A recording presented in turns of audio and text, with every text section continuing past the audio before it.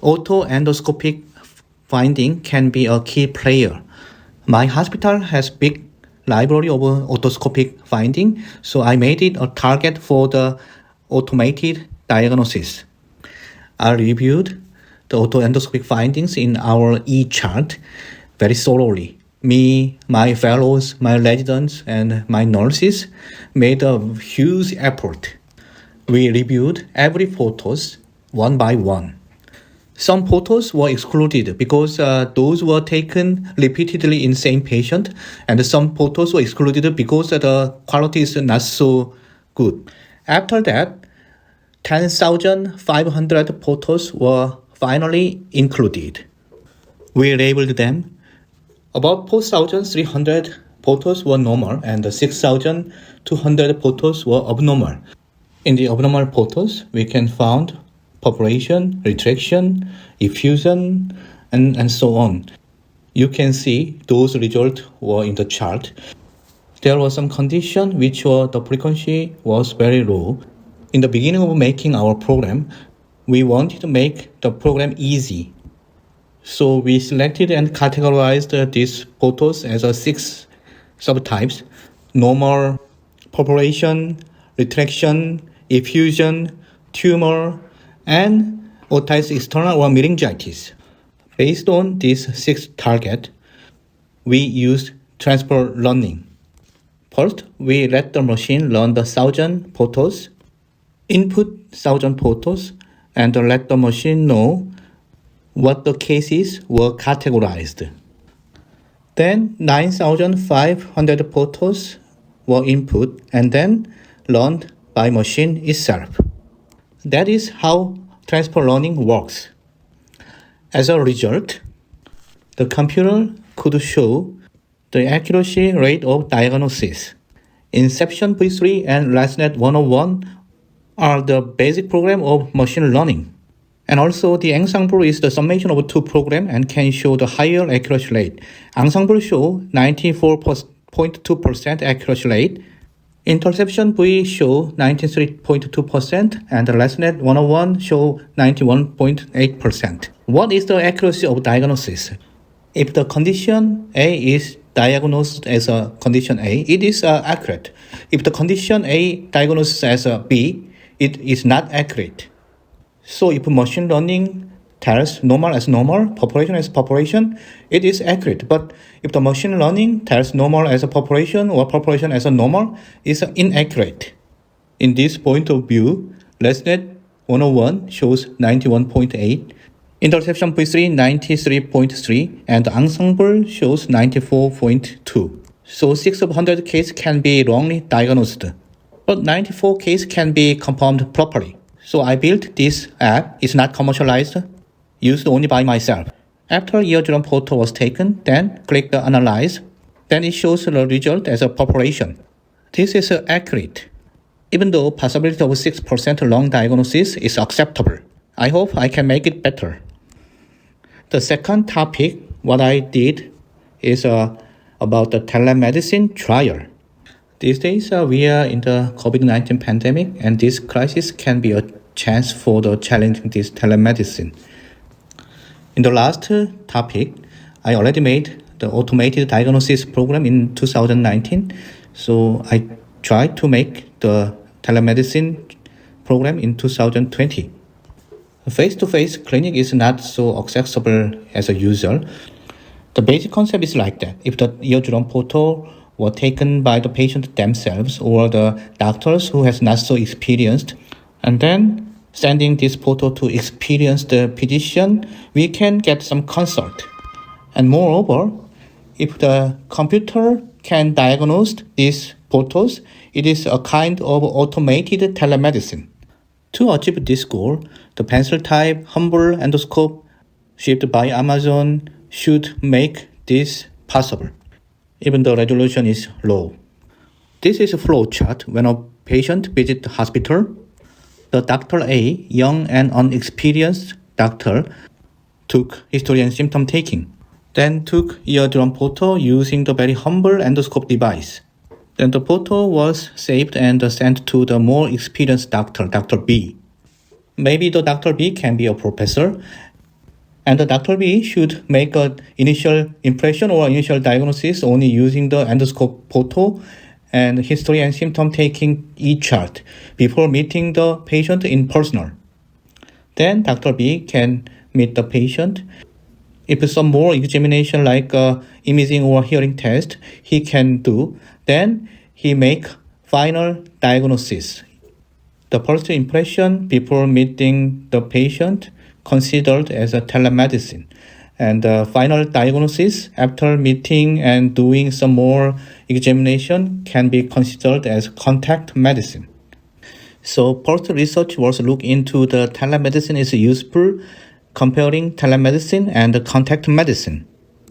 Second research was looking into the efficiency and the reliability between the physicians. I showed the otoscopic photos and the symptom and history taking data to the other physicians. Physician alpha, beta, gamma, delta. 4 physicians made a first impression or first diagnosis before meeting the patient. They can make a 2 impression with the priority, top 1 and top 2. And then I compared this top 1 and top 2 impression to the final diagnosis made by physician B. And the last research topic is a comparison between first impression made by computer and the final diagnosis made by physician B. The computer program was used. I showed you in the first topic. This first impression made by computer without the human doctor's assistant is unattended medicine and was compared with the contact medicine. This third one can be a final goal of the telemedicine trial. This is the result of second research. Inter alia, reliability of the 4 physicians who made a first impression. With only top 1 impression, the accuracy rate is a bit low, but using 2 impressions, the accuracy rate can be higher. The accuracy of first impression of physician B, maybe a professor, the accuracy rate of first impression is 77% if using top 1 and 86% if we can use top and top 2. The average accuracy of 4 otolaryngologists of first impression is 76% if we are using only top 1. If we use top 1 and top 2, the accuracy rate can be 91%.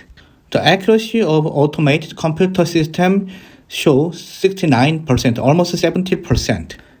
This very close to humans' accuracy rate. There is no significant gap, but the speed of diagnosis showed quite a big gap between the computer and human. Doctor can 1.5 to 2 cases per minute, but computer make a diagnosis 667 per minute. Third project is quite different topic from first 2. It's machine learning for decision-making support. It is not related with COVID-19, but it's my major and I want to introduce this result. How much helpful the machine learning is in terms of decision making. My major is skull-base surgery and acoustic neuroma is my major concern. The treatment strategy is very diverse and surgery is still one of the working horse for the treatment of bacterial schwannoma. In the many cases of patient already has no hearing, so translab approach is mostly widely used. But patient with functional hearing, we need to use the hearing preservation surgical approach. But this surgical approach is very difficult. And the hearing preservation is not always guaranteed. And the prediction of hearing preservation or not is also very difficult. If we can predict the result of hearing preservation, it's very useful to decide to do the hearing preservation surgery or not. If there are low possibility of hearing preservation, we can recommend gamma knife radiation or we can do the translab approach. This is how I made a prediction program. The prediction rate is not 100%, but 90% is also acceptable. So I analyzed the patient who went through the hearing preservation surgery for last 20 years in my hospital. The deep neural network, support vector machine, gradient boosting machine, diffuse random forest were the machine learning model that were used.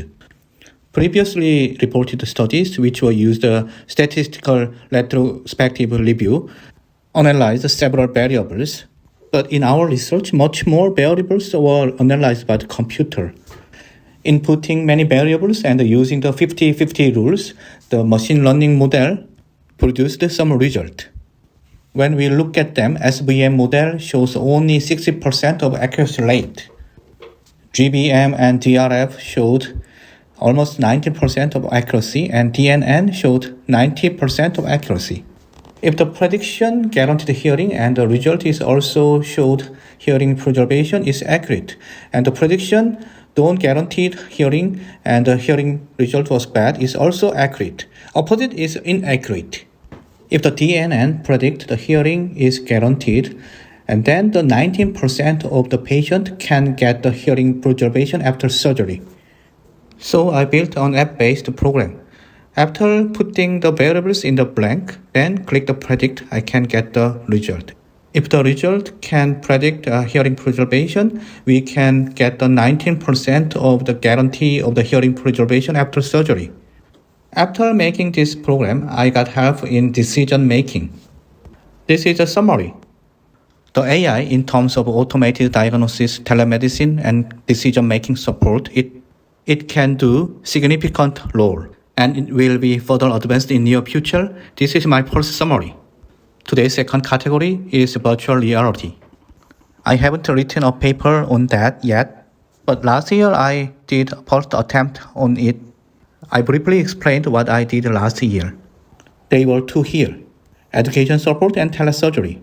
Virtual reality-based game is already very popular. Left side is seen in the movie and right side is my son's VR experience. With VR, we can do the pre-operation simulation, and surgical training can be done using this VR. We don't need to visit very famous surgeon in the very far away from their own place. If the teacher permit this program, and we can use the VR in the both side and can see the same vision in same time, then we can taught using this VR program. If the hands-on course has not enough sector, we can use this VR program, and some special situation like this year, we also can use this program for the education. Like the Yamagata, my university has also annual education program. We run this program for several years. People from around the world come to participate, and anatomical dissection, live surgeries, and many live lectures can be done. But in this year, we can do it as a user. So I used this VR for hands-on workshop. I called it virtual reality dissection. My basic concept is I can do the virtual dissection by myself, and everyone in the world, they can do the same time in their own place using the virtual reality glass. This is how I make this program. If there is cattle, we made it 3D animation using the program Maya. 3D animation need to be turned as a 3D program, like a gaming. Unreal Engine is used for turning this one. This is very familiar to the programmer. And using this virtual program like a game, we made it the virtual dissection program. We could express incision elevation using like this dotting steps. The company Medical IP helped me using the Unreal Engine program. This was conducted last week.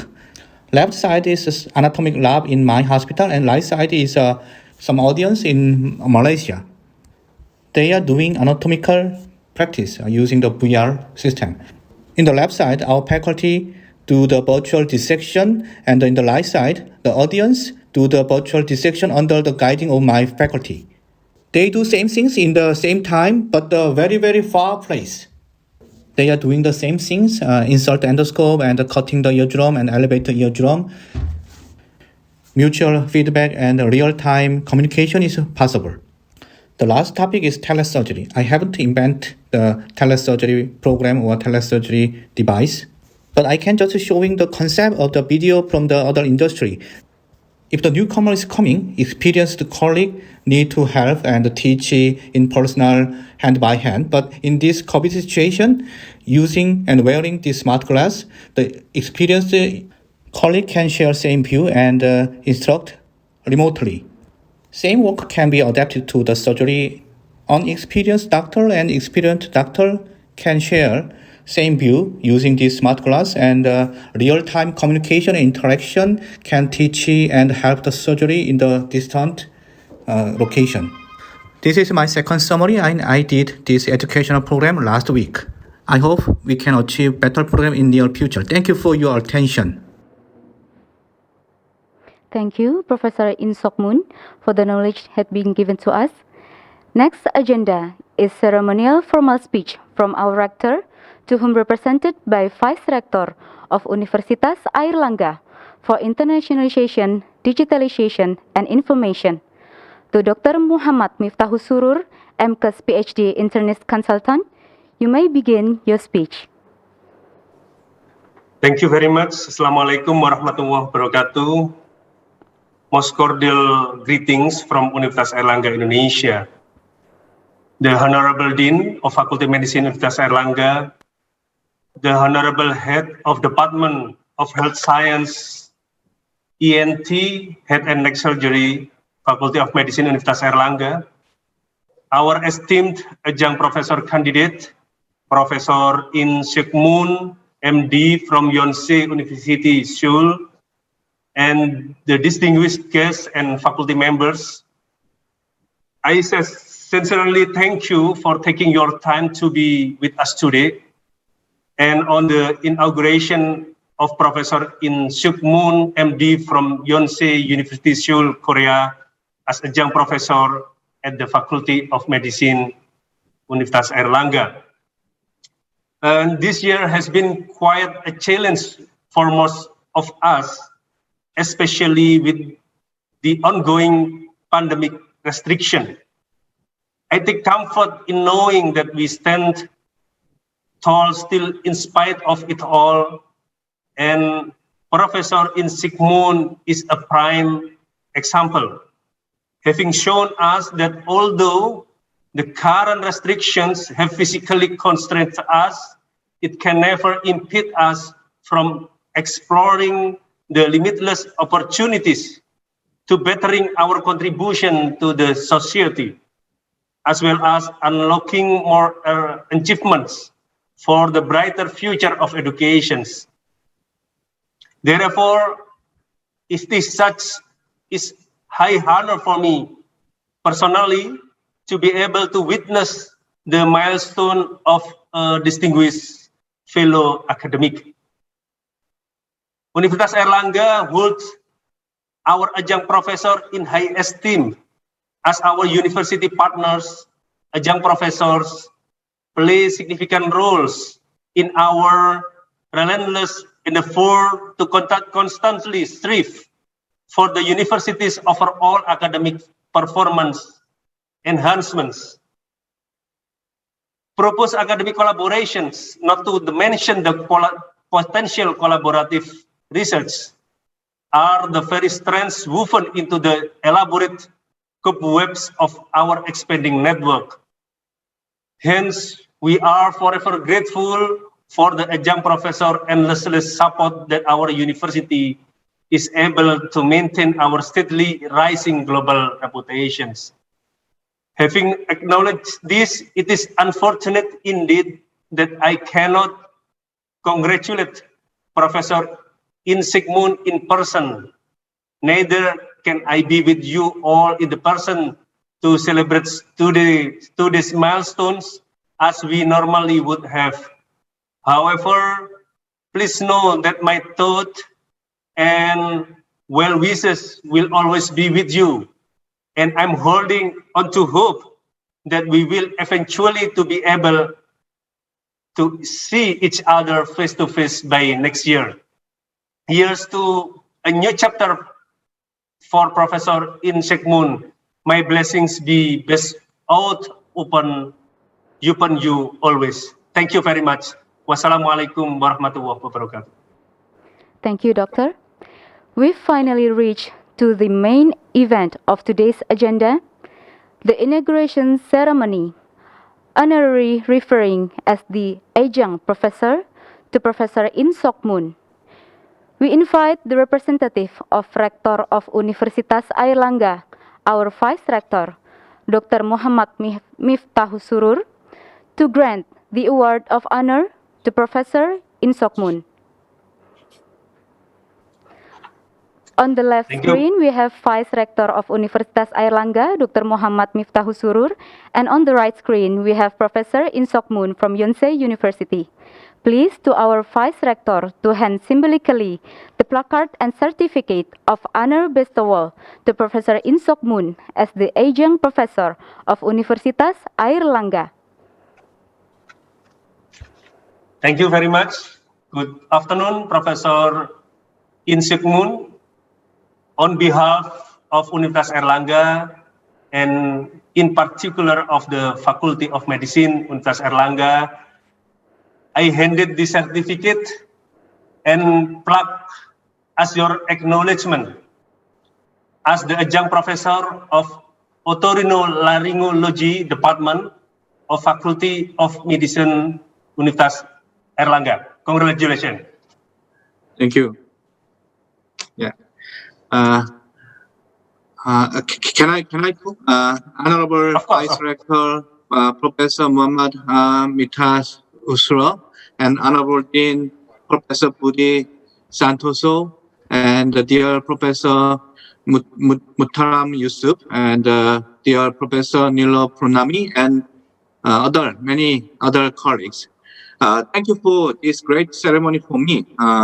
Airlangga University and Yonsei University have similar history of starting out as a medical school and developing into a comprehensive university.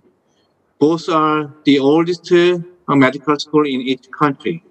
I am very fortunate to have chance to work at such wonderful institutions.